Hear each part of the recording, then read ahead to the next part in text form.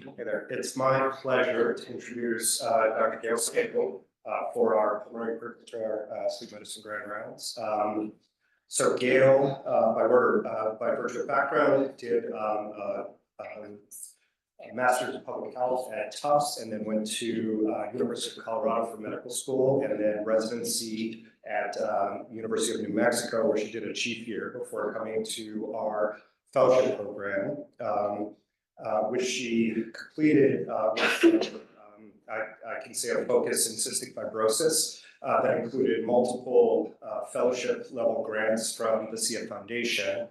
And then joined us in junior faculty and has played a big part in our CF program and our supply efforts. And is using her interest in CF, bronchiectasis, non-CF bronchiectasis to work on a phage project, which you may hear some about. In terms of her research, it's obviously related to some of the phage biology, which we may hear about.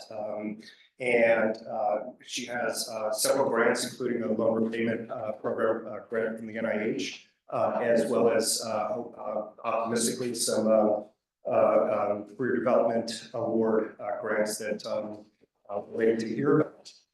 Publication-wise, she's done phenomenal work in both the phage program and specifically with some CF, and that includes a really high-profile paper that just got resubmitted, so we're hoping to hear something about, which would be fantastic.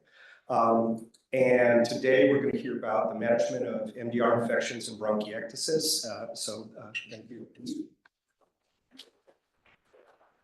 Thank you, John, and thank you everybody for inviting me back. Seems to be my yearly invitation, and I so enjoy it, and I hope you guys are ready for your yearly phage talk.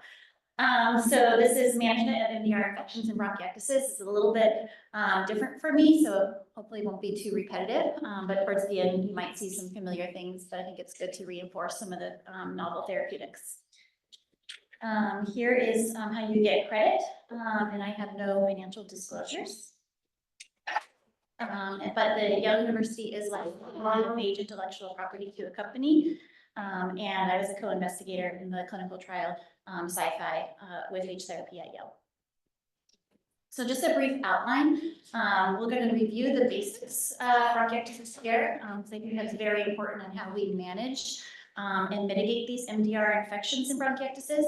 And then I'll review some strategies to address chronic infections and explore therapeutic options for MDR infections. So I just wanted to start with a case introduction. It's sort of tradition for these sort of discussions. And this may be a patient that all of you have taken care of at some point, touch base, and this is not a HIPAA violation, I promise. He has consented multiple times, and his wife, he was kind of a superstar poster child for phage therapy. But when I first met him, he was a 71-year-old gentleman with a chronic cough, shortness of breath, and recurrent pulmonary infections with multi-drug resistance, and even had some sputum cultures with pan-drug resistance to pneumonia. For his past medical history, he had a severe smoke inhalation injury in the 1970s when he was working as a firefighter briefly, and he was a former smoker, had quit for decades when I met him. He had a significant cardiac history, 5 MIs, I think, of total. No CF history, and he had normal IgG levels, had worked up in the past, and no history of an Aspergillus infection. And this represents his CAT scan in 2017-2018. And I would point out the significant bronchiectasis with these dilated, thickened airways throughout all of his lobes. And you can even appreciate some mucus plugging that he has there in the lower lobes. This is him. So this is Bruce. He did multiple presentations about interviews for phage therapy and just the life-changing effects of what phage had offered him. And so this is one of his interviews that he did for the biotech company when they were trying to be inspired to continue their work in the daily grind that can happen in the lab. And they enjoyed getting to talk about what happens to the patients when they are offered these therapies and kind of keep them motivated. This is, I wanted to include this picture because he shared a picture from the news report of him when he rescued two of his fellow firefighters that were trapped in the basement of a burning building. And this is him getting oxygen laying here on the floor after he had pulled one of those guys out. And the buddy that he rescued is here with the face that is whited out on there. That's why I love this photo of him. So what is bronchiectasis? Just for a review, if we don't fully know, but it's permanent widening of the small airways that are thickened and scarred. You get mucus production. This results in a chronic cough. And then and then because of this, you get recurrent infections because of the dilated airways, and you can have shortness of breath. And overall, because of just the chronic inflammation and stress in your body, weight loss over time. And so this is sort of the Cole's vicious cycle hypothesis, and I really love this figure. And you can start anywhere on the wheel. If you want to start here on the left-hand side, from like a significant inhalation injury, such as our patient in our case, or if you want to start here more on the right-hand side with genetic disorders, such as cystic fibrosis, where you have impaired mucociliary clearance. But anywhere you start on this circle, you sort of get this cycle of repeated injury results in decreased mucus clearance, more mucus plugging, creates an environment for these organisms to just colonize and have a nice happy home in the airways. This creates a significant inflammation response in the airways, which leads to your exacerbation symptoms and clinical symptoms, and then you get more scarring and more inflammation, results in more structural disease, and it just goes on and on and on. So structural disease, more mucus plugging, more bacteria, more organisms, more exacerbations. And so this is what it looks like over time. This is a lung from a non-CF bronchiectasis patient, and you can appreciate all of the dilated, thickened airways in this gross specimen. So what are some of the causes for non-CF bronchiectasis? You have chronic infections, so you can have a really bad pneumonia at some point in your life, and you kind of get this focal area of bronchiectasis. Chronic NTM can cause bronchiectasis, and also bronchiectasis makes you more prone to NTM. So chicken versus egg, I don't know if we can fully tease it out. You can have a allergic reaction, so you have an aspergillus infection, you can have an over-allergic reaction, and that's what's known as ABPA. Your immunodeficiency, so immunoglobulin disorders, hyper IgE syndrome, rheumatoid arthritis can stimulate the chronic inflammation that causes bronchiectasis. Actually had a patient with severe bronchiectasis, kind of surprising from it. And then chronic aspiration, we always talk about those patients with chronic vents or elderly patients who are chronic aspirating. They can develop sort of the bronchiectasis in the lower bases. And then a special nod to the genetic disorders that are not CF, such as the primary ciliary dyskinesia. There's no cure for non-CF bronchiectasis. But the life expectancy is pretty normal. So you have these recurrent exacerbations, and they can be life-limiting, or they can be quality of life limiting as far as needing antibiotics and the complications from antibiotics, or the shortness of breath. But in general, the lifespan is mostly normal, but there are limited therapeutics for non-CF bronchiectasis. And then if you take the other side of it, so cystic fibrosis, which is the other major bronchiectasis disorder, it's an autosomal recessive genetic disease, most common in individuals of Northern European descent, although with increased awareness and increased screening practices, we are finding them to be more diverse in the population. It's estimated to be, cystic fibrosis is to be an incidence of 1 in 3,000 live births. The life expectancy now, if you were born in the era of highly effective modulator therapy, so after 2018, is expected that your life expectancy will be about 56 years or more. There is still no cure. They're still searching for a cure. There are some exciting clinical trials to be started with gene therapy. But then the major therapeutic option or novel therapeutics are highly effective modulator therapies that have been out since 2018 with the triple therapy. And so, whereas this was the face of CF before, in the pediatric population, this is more of our face of the aging population in the young adults, older adults with cystic fibrosis doing their therapies. So I thought I would do a little audience interaction because I know you guys are tired and like, wow, that was a review of residency review of bronchiectasis. So this sort of highlights the point of how we treat and manage these different types of bronchiectasis. So can you guess the diagnosis? Here are your options: non-CF bronchiectasis, CF, or is it something else? Somebody just shout out.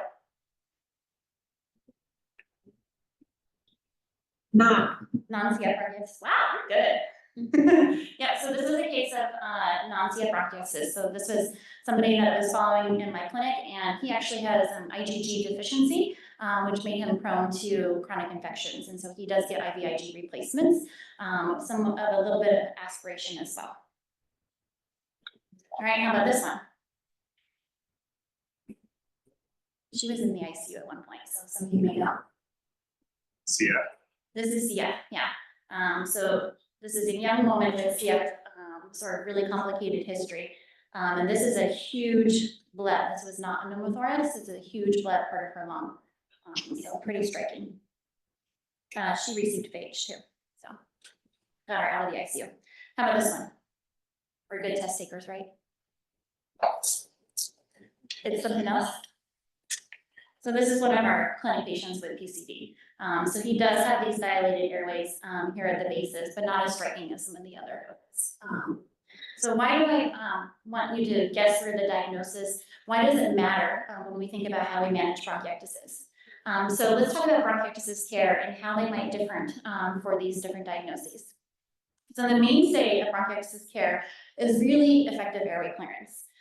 So this goes back to that vicious cycle and how you want to break the cycle of inflammation by clearing out the mucus and preventing the organisms from harboring in there. And so this is with lung infections and mucus production, you want to break that cycle with your airway clearance so you don't create inflammation and more structural damage. So what is airway clearance therapy? What does it mean to be effective airway clearance? So what are the differences between, non-CF bronchiectasis airway clearance and CF airway clearance? I've heard, oh, Gail, I don't want to get that much. I don't want to, our patients can't tolerate it. It's not CF. They don't want to do all of that airway clearance, right? So these are sort of the things that I start or recommend for non-CF bronchiectasis patients. So you want to start with bronchodilators. This helps with your mucolytics. You want to pre-treat your mucolytics with a bronchodilator. Make sure they have a PEP device. We'll go through some of those. A vest is a great idea. As soon as you start seeing a loss of lung function, I would start getting them to tolerate a vest. Once, twice a day, just working it into their usual routine. And then following, always you want to end every these therapies, so the PEP device or the vest with pauses for huff cough. So what do we do differently in CF? Nothing. So I recommend both. So if you're going to give effective airway clearance, give effective airway clearance. And so that means bronchodilators, mucolytics, PEP devices, start them on a vest as soon as they have a decline in lung function. I don't tolerate less than 90%. I'm going to start you on a vest so it works you into your routine. When you have an exacerbation, you know what it's like, and you can start it at home. It doesn't have to be something that you start in the hospital when it's, all anxiety producing. And then always end with a huff, cough, and pausing. So these are your bronchodilators, your beta-2 agonists and your anticholinergics, short-acting ones. They come in all kinds of forms. Don't forget to order your spacer. Your pharmacist will, will really appreciate you and love you if you remember to order a spacer with your inhalers. And they come in nebulized forms, of course. And then let's talk about mucolytics a little bit. So the ones that are most common in the North America is hypertonic saline. It comes in two forms. So there's a concentrations, there's 7% and a 3%. A 7% should only be done twice daily maximum, because beyond that you increase your risks of hemoptysis. So it's really this high concentrated 7% just twice daily. The 3% you can do more frequently if you want. There's also normal saline.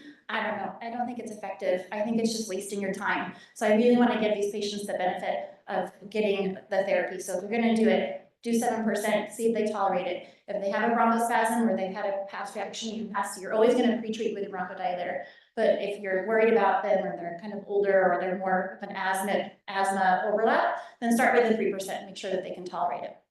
And then mucomist, if you don't like your patients or they don't have a sense of smell. So it can smell like rotten eggs when it's nebulized. It is very effective, and some people really love it, and so that have been, you know, started on it at an earlier age. It also comes in 2 concentrations, so there's the 20% and then the 10%. The 10% you can do more frequently. I don't know who wants to be inhaling something every 2 hours, but you could if you wanted to. And then for CF, so we have the Pulmozyme or the Doronase alpha. It's only approved for use in CF. It didn't really have any benefits when it was studied in clinical trials for non-CF bronchiectasis, and it actually increased adverse events for bronchospasm. So the risk versus benefits weren't there. That's why it was only approved for CF. Here are your PEP devices, so positive expiratory pressure devices. The acapella is really common. They come in all different colors. They have a dial that you can turn up, so there's a low flow and a high flow. So if they don't have a lot of, if they have reduced lung capacity, then you want to start at the lower numbers, and so it's easier for them to blow. And then if they have a higher lung capacity, more normal lung capacity, crank it up so they get more of that positive pressure behind it. What it does is it stints the airways. They blow through it kind of like a kazoo, stints the airways open, and it pushes the air behind the mucus to help move it from the peripheral to the central airways. And then you do your huff cough to expectorate. Very important that you talk to them about cleaning these devices. And so if they don't know, it's a good idea to talk to, get them in with a phone call to the respiratory therapist. There's handouts that they have that they can mail them and review. But they should be cleaning these devices regularly. And then so for vest therapy, or what we call high frequency chest wall oscillation. So why do I start my patients on it as soon as I start to see that their lung function declines? Because I want to reduce their hospitalizations. I want to limit their antibiotics. I want to limit NVR infections, and I want to maintain their lung function over time so that they can have a normal lifespan with a quality of life that's not involved with exercise intolerance or not compromised with exercise intolerance and hypoxia. So there is, good evidence behind using an aggressive algorithm and the benefits of what they developed with a high frequency, high oscillation called the Minnesota protocol. I think you guys might have been hearing that. And so this is some of the data behind maintaining. And so after 1 year, not 1 year, but after 3 months of use 6 months of use with the high frequency oscillation with a good cohort of patients, they were maintained their lung function. So there is no difference in their FEV1, which is what we want, right? So we want them to maintain over a longer period of time. And what they did have was a significant reduction in the frequency of hospitalizations with this high frequency.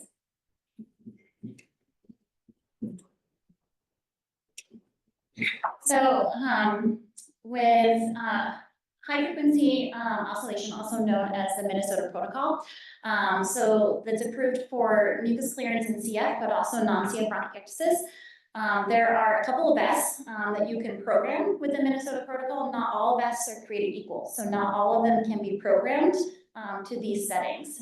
And so I don't have any incentives, no kickbacks from these. I just do right by my patients and I get them, the best vest that I possibly can. So there's 2 vests, there's the Hill-Rom and there's a Smart Vest. And so there's a Monarch, and the Monarch is the one that's very portable. It has all these battery pods in there. So you can walk around the house, you can do your dishes, you can take your kids to school, doing your vest therapies. But it can be very heavy because of all the pods. And so some of your elderly populations may not be fond of it or can't physically lift it on and off if they have arthritis in their shoulders. And so the other Hill-Rom vest is the vest. And it's not portable, so it has to be connected, and it's the one here on the right. And then the Smart Vest is just a different brand, but it also needs to be hooked up with tubes. And it is pretty light and it is really soft, but both of them will do the Minnesota protocol and can be programmed. We prefer Hill-Rom when we are prescribing in the CF clinic because that's the company that the hospital contracts with. And so when they come in for exacerbations, it's the same setup and interface, so they feel comfortable with the settings. It can also be a teaching moment about what settings are you using versus what ones, and how can we tweak it so that it's best for you, so that you want to do it and you're motivated to do your therapies at home. So some of the do's and don'ts. So I recommend you start airway clearance as soon as you see them. So they have a chronic cough, there's mucus in there. You want to maintain their lung function over their lifespan, so start airway clearance. Start with the basics: bronchodilators, mucolytics, and a PEP device. As soon as you start to see a decline in their lung function, then introduce your vest. As soon as you start to have frequent exacerbations, more than 2 in a year, definitely need to get your vest in there. Do a vest that can program for the Minnesota protocol, because you want to do what's best for your patient, and you saw those reduced frequency of hospitalizations. So choose a vest wisely. And then it's a good idea to have a respiratory therapist referral. Our RT folks at the Winchester Clinic are so amazing. They're very busy, and so you might not get them in a couple of weeks, but they will follow up, and it's such a lovely asset to have. And so I highly recommend getting a respiratory referral, and just for reinforcement, for airway clearance teaching, and also cleaning and techniques, postural drainage with their PEP device, and for any kind of troubleshooting, because the patients will have a ton of questions. Something happens on their vest, if something happens with their device, they don't know where to turn it up anymore on their PEP device, and so it's really nice to have them for troubleshooting. And they do my chart messages too, if the patients reach out. And then if you have an exacerbation, double your airway clearance. So fellows, if you're getting called at night or on the weekends, and somebody with bronchiectasis is having an exacerbation, your first thing is, how much are you doing? Whatever you're doing, do twice that much. If you're doing it once or twice a day, you've got to do it 4 times a day. And this, whether or not you add antibiotics, is always airway clearance, double whatever you're doing. I'll think about antibiotics. Not necessarily do we give antibiotics always. They may be okay, just doubling their airway clearance, and then you can, reduce their exposures to antibiotics. So I always do a trial. If they're fairly stable, they're not hypoxic, they're not having hemoptysis, if they're fairly stable, not having fevers or anything, trial of just doubling your airway clearance for a few days with a phone call, and then following up with antibiotics if you're not feeling better. And then, so what I don't recommend is, so don't delay starting airway clearance. I don't really recommend mixing bronchodilators with the mucolytics. There's people that are doing some weird things. You're just diluting the medicine, so you're not really getting the full benefit of either. So just make them separated. You can do them back to back. You can do them while you have your vest on if you want to consolidate your time. So that kind of helps. And then also check in with your patients. If they say it takes 30 minutes to do one of their nebs, they need a new nebulizer compressor. So that's one of their limitations and their barriers. Just a part to engage there.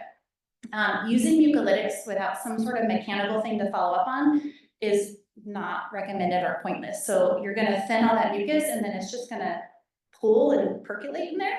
So you got to follow it up with a PEP device or a huff cough or a vest. So if you're doing a mucolytic, you need some sort of mechanical intervention afterwards. And don't forget to program the vest. So you'll order the vest, and then they need a follow-up. So don't guarantee, there's no guarantee that when the company delivers the vest that they're going to set the program to Minnesota. So they need to come in, they need to bring the device to their next follow-up appointment, or they need to follow up with RT so that they can get a program in their vest. All right, in addition to airway clearance. So there's not a lot of data for some of these, interventions for it, because, this is a rare disease. Non-CF bronchiectasis is pretty rare. So even though there's not a lot of data, we do lean on some of the data from the CF population. And what we've known is that, inhaled corticosteroids, sometimes the risks outweigh the benefits. And so never should it get in the way of your care for standard care for COPD, stepping up therapies, or for asthma. But really, if it's just simple bronchiectasis, there's not much of a benefit. There's no change in their exacerbations or their lung function over time. So you're just increasing the risk of oral infections and pneumonias. So we try to, limit the use of inhaled corticosteroids. Systemic corticosteroids, I think we all know the risks to those, like diabetes and osteoporosis. They haven't really been studied much, and so I can't tell you whether or not they've having any effects on their lung function. But in general, I don't recommend using them or haven't needed to use them for exacerbations. It's airway clearance, airway clearance, airway clearance. Statins for anti-inflammatory effect, this was like decades ago, some people were using this. It really didn't turn out to have any change in their exacerbations or their lung function. So it wasn't a strong enough anti-inflammatory effect for anything in the lung disease. And then macrolides. Like azithromycin, erythromycin. Azithromycin is better tolerated and had better outcomes. And so it's recommended to start macrolides if you have 3 or more exacerbations in a year. This is with or without Pseudomonas. So you don't have to have Pseudomonas to start them on the macrolide. They're using it for the anti-inflammatory effect on there and for some like chronic suppression of microorganisms. And azithromycin 250 you can start with. It has less toxicities. And so in your elderly population, if you're worried about some of those toxicities, start at 250. For our robust CF population, I generally start with 500. And then if they complain for any kind of GI gut intolerance, I'll back off from there. If you're doing azithromycin, you got to make sure that you're checking for toxicities, screening for with yearly EKGs, for QTc prolongation, and also screening for in your elderly population for any sort of hearing deficits or vestibular dysfunction, because there can be ototoxicity with that, with chronic use. And then nutrition. So this is a study that was done in Korea. There's a little less than 200 patients involved, and they looked at the mortality rate. So this is a Kaplan-Meier curve. And they calculated the hazard ratio of patients and how they live or what their mortality risk is depending on their body weight. And what they found out was this red line right here is a low body weight, so a BMI of less than 18.5, significantly increased their mortality, for all-cause mortality. And so we do focus a lot on nutrition on CF, but I want to say that it is also important for any kind of chronic inflammatory state like bronchiectasis. That it's going to take a toll on you. You're always going to have your metabolism on a catabolic state with these inflammatory processes. And so getting them into a healthy body weight is really important for their overall survival. And then what do we do to manage chronic infections? How are you doing it? Great. So I will not be talking about NTM. So I just wanted to say that we have a local expert with Ashley, and she gave this talk last year. It was fabulous, and I'm sure she's going to return and talk again. So I would never be able to duplicate all of her awesomeness. So stay tuned for Ashley for her future. So this is not an NTM talk. I'm a bacteria girl. So these are a regular bacteria. These are the common pathogens associated with exacerbations in non-CF bronchiectasis. So you get your Haemophilus influenza, your parainfluenza, and your Pseudomonas, along with strep pneumoniae and Stenotrombonophis. And then you have your NTMs, which Ashley talks about. Very rarely do you have Aspergillus that comes afterwards, unless you had the ABPA to begin with. Pseudomonas, has a devastating effect when it's chronically in bronchiectasis, and it seems to pop up in bronchiectasis, non-CF bronchiectasis, and CF bronchiectasis patients. It's very good at becoming drug resistant. It has multiple pathways for it to become drug resistant, and it causes a real increase in their exacerbations. And so this is a survival over time for non-CF bronchiectasis patients. What it looks like if they don't have Pseudomonas, and so in the blue line, and then how many exacerbations occur per year when they do have Pseudomonas. If they have 2 or more exacerbations here in the green line, their survival time is significantly reduced compared to their Pseudomonas counterparts or non-Pseudomonas.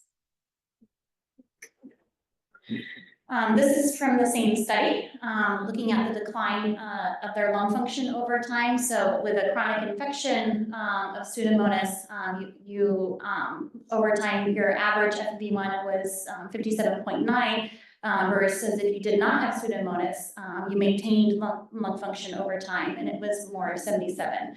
And then the frequency of exacerbations, you can see 3 versus 1 if you had Pseudomonas colonized versus if you did not. And then taken from the CF literature, so this should look familiar. I think I always have some part of this slide in my talks in some way or form or the other. So this is the microbiome in the CF population, and what happens is Staph is usually the most common, or is the most prevalent, if you take the CF population overall. But what we find is as they age, and there's lots of theories, nobody knows exactly if this is like repeat exposures to antibiotics over time and you're killing off your staph and then you get the Pseudomonas that's just very good at hanging out and becoming MDR. And so you get a higher prevalence of Pseudomonas in the older adults, and that's the most prevalent bacteria.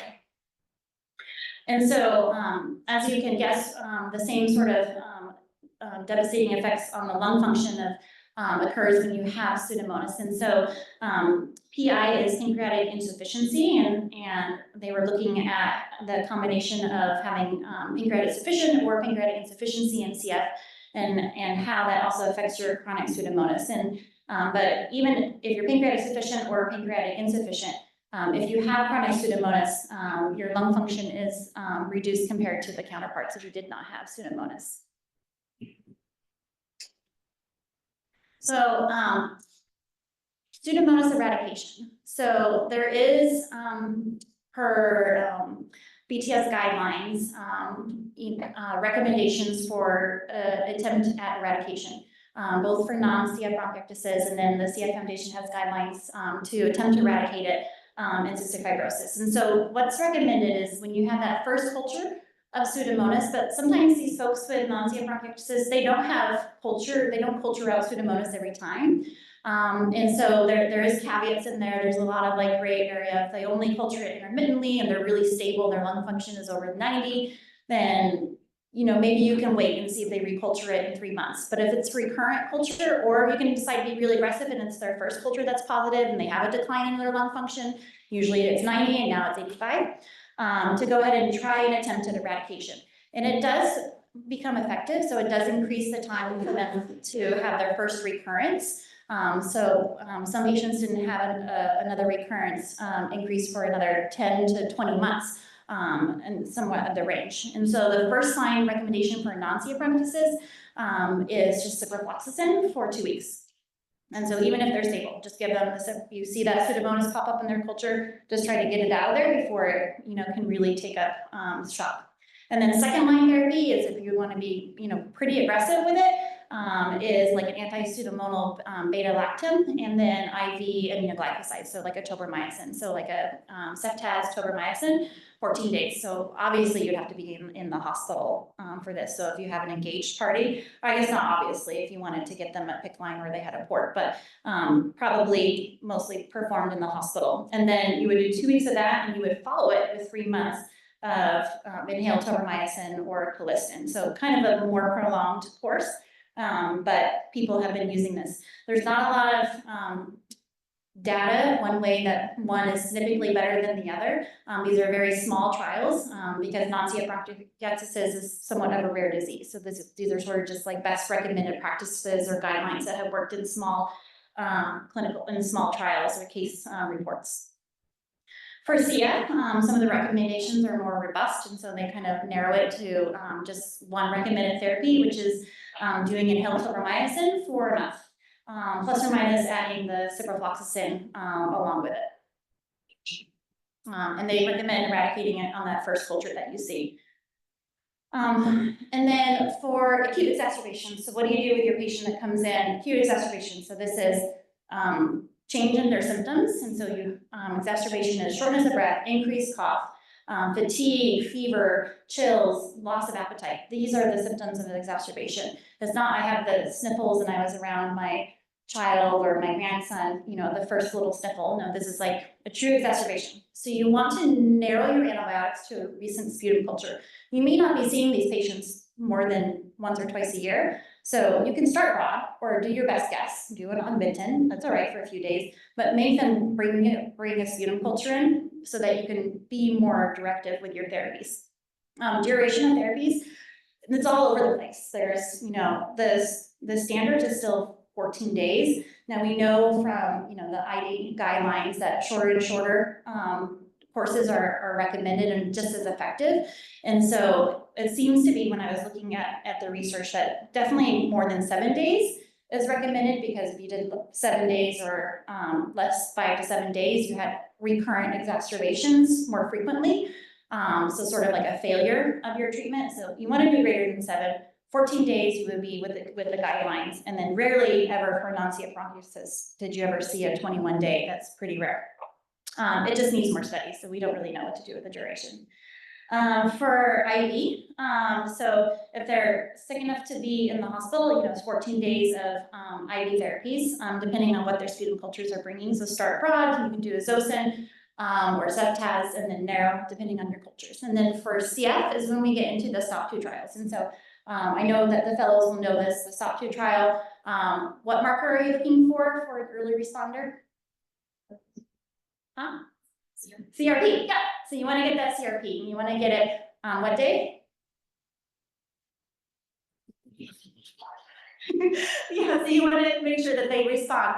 And so decreasing by 50% in that first week, and so you're an early responder. So you can truncate their duration to 10 days. They don't have to be in the hospital for 10 days. Like there's oral antibiotics if they're a candidate for oral antibiotics, that's fine, but 10 days total. If they're not an early responder, then it's 14 days is recommended, or if they're not responding, you can extend it out if needed. And then double coverage of Pseudomonas is still standard of care.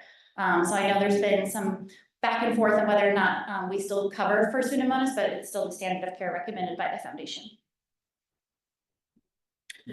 This, to refer to, if you needed help, there's good oral antibiotics for MRSA. You can use doxycycline, you can use linezolid. If you're in the clinic, most of the amoxicillins are okay to narrow to, and then you have oral ciprofloxacin, which is a good a medication for Pseudomonas.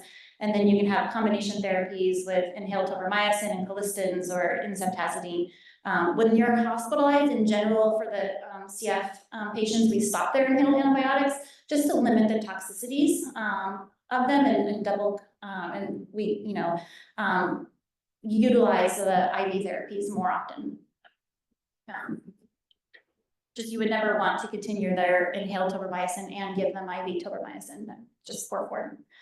And then so chronic antibiotics. So it's recommended if you have 3 or more exacerbations in a year to start chronic antibiotics. So with or without Pseudomonas, you already heard about that, the macrolids, but definitely if they have Pseudomonas and having more than 3 exacerbations, you want to start them on a chronic macrolid. And then inhaled antibiotics as well. And so these are your tobramycin, your colistin, your casein. And there's some differences when you're thinking about non-CF bronchiectasis and bronchiectasis, because the studies are more limited in non-CF bronchiectasis. We're sort of using the data from CF and applying it to other things with bronchiectasis, but there's not a lot of studies from it. And so you have to weigh your risks and benefits very carefully with this population. So what the studies do show is that you reduce your sputum your sputum weight in non-CF bronchiectasis, and so your quality of life metrics and some of those things have improved, but there's nothing that's been published that's, it's really significant change in their frequency of exacerbations or in their lung function. So if they're starting to have toxicities like ototoxicity or bronchospasm, it's really not worth it when you could just do more air clearance. I don't know. So you have to be careful on choosing what you want to do for those non-CF bronchiectasis patients.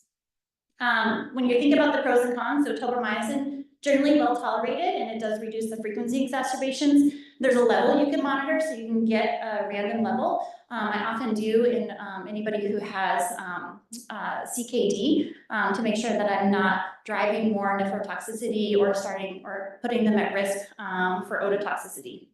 And then colistin is also well tolerated, and it was shown to delay the time to the next exacerbation, but no improvement in lung function, no improvement overall in lung function or FEV1. And it does come with nephrotoxicities and then rarely neurotoxicities. These are for people that were on colistin for a really, really long time and had, some other nephrotoxicities to begin with. And then you can't monitor levels. So that's why I don't usually start with colistin because I feel like I'm kind of shooting in the dark if I'm worried about my elderly non-CF bronchiectasis patient.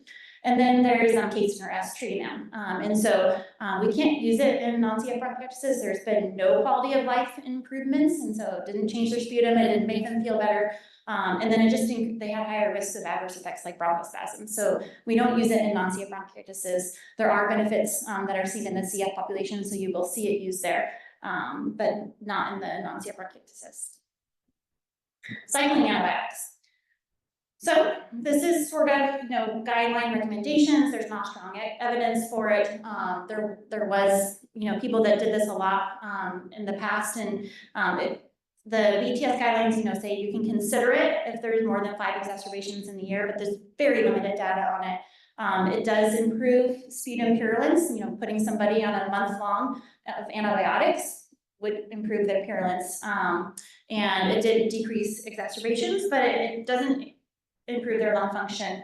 And these are some of the trials, and this hasn't really been looked at since 1990, 1988, 1994. So these were the only trials about, chronic therapy with antibiotics. In what was shown in the 1994 with the 90 days of ciprofloxacin is that they all had drug-resistant bacteria. So that might be a little bit of a problem.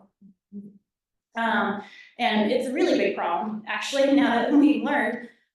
So the antibiotic resistance is a crisis, and if it's not addressed, it's estimated to be the leading cause of death worldwide. A lot of this is from resistant tuberculosis worldwide, but also our chronic pseudomonas and all the escape pathogens is really a crisis. So it's going to be the leading cause of death, more than cancer, more than diabetes. This is a worldwide crisis problem. And why is sort of like this perfect storm, because companies are really disincentivized to produce and study and research more antibiotics. So making a new drug is really expensive. And so I want to make a drug that people have to take every day for their weight loss or take every day for their blood pressure, not an antibiotic that people take for 14 days, 3 times a year.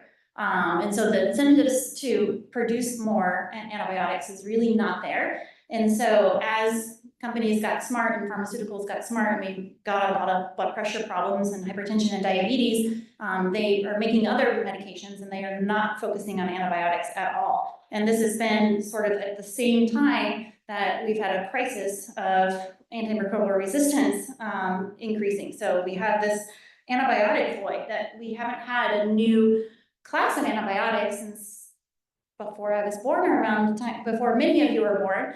And this has sort of been devastating to think that for the last 40 years, we haven't had anything novel. Yeah, should we get new combinations, and how many times are we going to combine different beta-lactams? But this is just a limited resource, and there's only so many combinations that I think we're going to be able to come up with. So we need to be judicious about how we're using our antibiotics in this population. But what happens when you do have an NDR infection? Is there any hope? There is.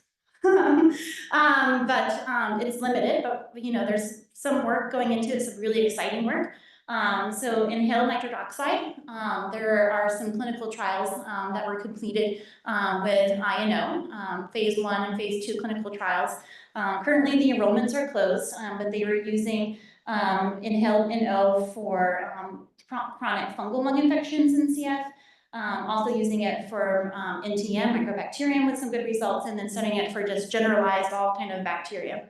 And I think you guys are like furrowing your brows, you're like, but how do you devise this? This is really feasible. So it's not. So these are really sick patients with MDR infections, and so they're in the hospital. It has to be delivered in the hospital. We know it's expensive. That's why we are all trying to get them off INO as soon as possible.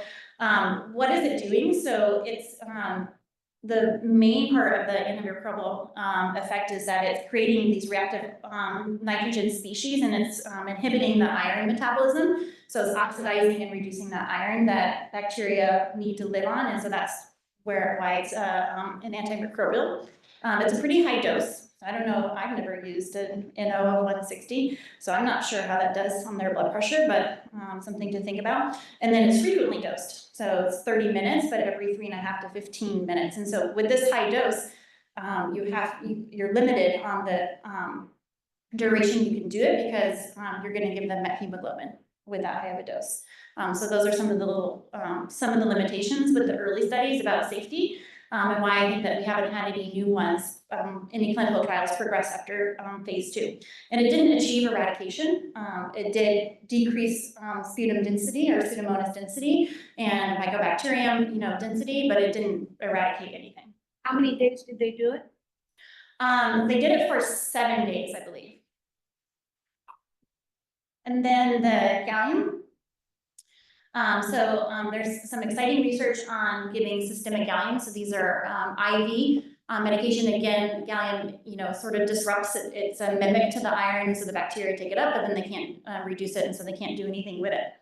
And this is also, so it's a continuous infusion dose, so 24 hours a day. So we have to figure out how we're going to deploy this. It was given 5 to 7 days as well. And then there's a couple of phase 1 clinical trials. The one Ignite, which was looking at it with any adults with any bacteria with cystic fibrosis, and it didn't improve their lung function, but it did reduce their Pseudomonas titers. And then they're looking at the ABATE to see if there's any benefit in CF patients using IV gallium on NTM infections. That's currently enrolling. And then phage therapy to round it out. So phages. So you've seen this before. There are, they were co-discovered in the early 20th century, and they have been used mostly in Eastern Europe. There's over 400,000 cases reported in the literature, mostly in Georgia and Eastern Europe and Russia. But Yale has been involved with phage research from the very early. So this is sort of a nod. So one of the co-discoverers, Felix de Durrell, had a brief faculty appointment at Yale before he went on to the Olivia Institute to complete his research in phage. There are some concerns with the compassionate cases or the cases in Eastern Europe and Russia that there's not really a telling of how they were standardized and if they were purified and what their efficacy endpoints were and how they were delivered, mainly oral or IV and rarely ever nebulized. And so more clinical trials are needed if we're going to consider this therapy.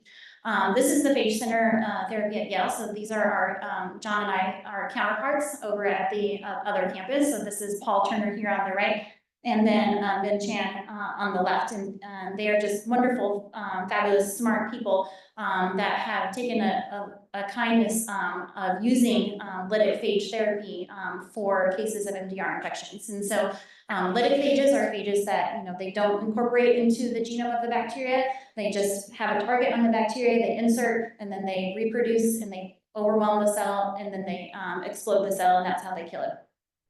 They sequence all the phages before we use them to make sure that we don't imparting any toxin genes or antibiotic resistance genes, but it's still a very personalized approach. We had a lot of experience with compassionate use over the years with inhaled phage therapy, targeting Pseudomonas and MRSA and Chromobacter, and then our clinical trial. So from the compassionate use cases, this is from our paper that was just resubmitted with revisions to the Nature of Medicine. And so we're waiting to hear those results. But these are the first 9 patients that were treated with Pseudomonas phage. And we saw a significant improvement in their CFUs for the Pseudomonas, and then some improvement in their lung function over time. We think this is an anti-inflammatory effect, and that's what the bulk of my research has been in. I'm almost done, hang in there. So rounding out back to our firefighter. So this was his 5-year experience with compassionate use phage. And you can see that, we started at 28%, and then he ended at around 28%. So this was 5 years of his life that we were able to maintain a lung function with a novel therapeutic on somebody who had MDR and pan-drug resistant Pseudomonas, as well as other things like MRSA. And so he received combinations of phage, single phage. He was the first person that we ever gave 2 phages that were targeting 2 different bacteria at the same time. So just a wonderful experience with him and his work. And you can see some of the sputum data decreasing his Pseudomonas as he gets more and more days of phage. In general, he was treated with 7 to 10 day chunks at a time. And so we learned a lot of lessons from our compassionate use. So we're presuming that, a killing cocktail versus single phage cocktail should be better, but we're getting effective killing with just a single phage. So maybe if we want to, decrease the resistance to phage, maybe single is better.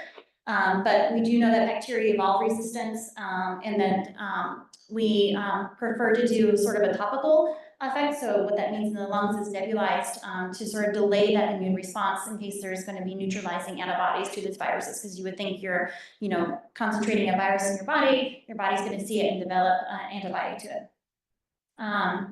And so that we use sort of our experience to to develop the clinical trial, the first inhaled clinical trial at Yale. And it was a daily inhaled single phage targeting Pseudomonas for 7 days. And this was a phase 1/2 randomized double-blind placebo-controlled trial. And it was what we found, and the results was that it was well tolerated, so we didn't have any adverse effects or serious adverse effects. But we had very low enrollment, and we didn't meet our other endpoint as far as it didn't reduce the Pseudomonas CFUs, unlike the compassionate cases, and we didn't see any difference in their lung function. But things we learned, so this was a single center study that we started during COVID. So we don't recommend doing that. It's really hard to enroll people to come to your clinic so that they can get a monitored dose of phage during a pandemic. And then, but you know, you paid for your research coordinator, so you gotta get started sometime. And then, so just things to know for future. And then our baseline CFUs were very low. And so when we're looking at other uses of compassionate cases of phage or other clinical trials, we're thinking that you want to start with a baseline at least 10 to the 5th, because how much lower can you drive these patients from 10 to the 4th? I mean, that's like a 2+ on their sputum. So it's very hard. You can't eradicate, and so it's hard to continue to improve on something that's so low. And then there was some fluctuations with our phage that we were deploying, and this was an open label trial. So everybody that got a placebo, we wanted to guarantee that they had the option to receive phage. So we had to end a little bit early, even though our enrollment was low and we didn't have the numbers that we wanted. But because our titers were so variable on the phage that we were deploying, we wanted to make sure that we had enough phage that we could give the open label trial. And so we weren't expecting that the titers were going to decline. And so that's something that we are looking into and why we had a decline from these GMP produced titers. So these are other clinical trials with phage therapy. So there's some really exciting work, phase 1 and phase 2 still, using cocktail phages, nebulized versus IV, and targeting CF population and non-CF population. If you're if you have a case of NTM and you're looking for phage, there's opportunities for that too. I would refer you to the Hatfield lab. Graham is just a lovely human being. He has the most experience with NTM phage use. He's down at Pittsburgh. And then the National Jewish, so the Nick also has some experience doing those compassionate cases.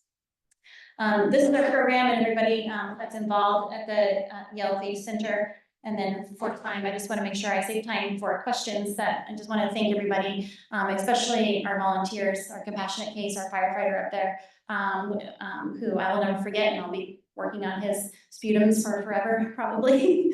And everybody else in the cough lab and my mentors. So thank you.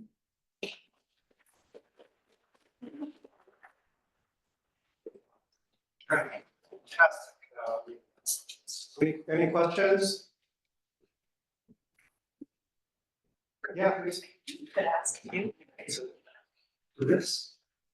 Hi, Gail. Thank you. That's such an excellent talk.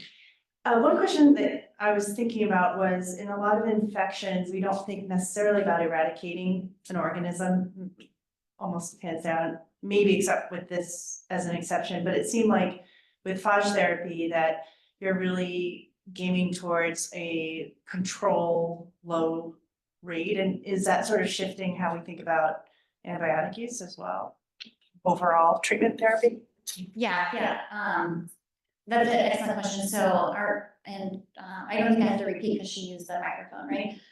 And so it does. So yeah, we're not expecting eradication with structural lung disease. And so, how frequently are we giving antibiotics for exacerbations? I think we're shaping it to be more judicial, and that's why we're really focusing on airway clearance.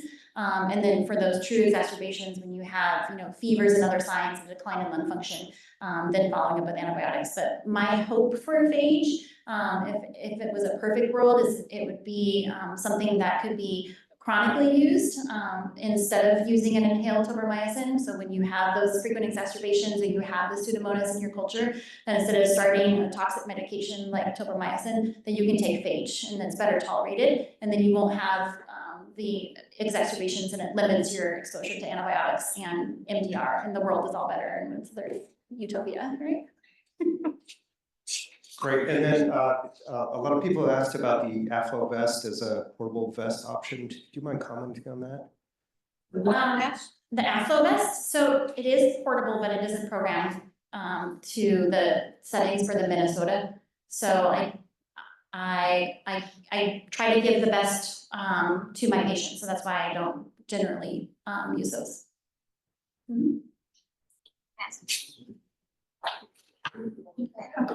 Sorry, I'm not climbing that fast. Okay, cool. I think it's on, yeah. Yeah, that's on. Thank you, that was a great talk. You know, the respiratory therapist asked me a lot because I think we use a lot of hypertonic saline, and I have trouble finding data to support it. Like I feel like sometimes anytime people are wheezing or anything, somebody's ordering hypertonic saline, right? And then the next thing I know, someone's calling me because now someone's having hemoptysis. I don't know if you want to comment on, you know, actually, because when you talked about it, but you didn't show like the literature for it, so. Yeah, so there is data in the CF world and non-CF bronchiectasis, but not that it improves lung function, or there is a little bit that it reduces the frequency of exacerbations, but it doesn't improve mortality, it doesn't improve lung function. What it does is quality of life things, so it thins out their mucus, and so they feel better and less productive. And then it does help, you know, with some of that mucus stuck in there and the organisms as far as having recurrent exacerbations. But yeah, there's very limited studies in non-CF bronchiectasis, so use it only when people have structural lung disease, so COPD, asthma. You gotta show me a CAT scan before you start ordering your VAP patients who are thicker secretions, so we can't extubate. No, yeah, That people are starting to use it in those situations. yeah, we will, no, we need to think of something different, so maybe they need to be diuresed or other things, yeah. Please. Thanks, Gail. So I was wondering, is there any role for surveillance cultures when patients are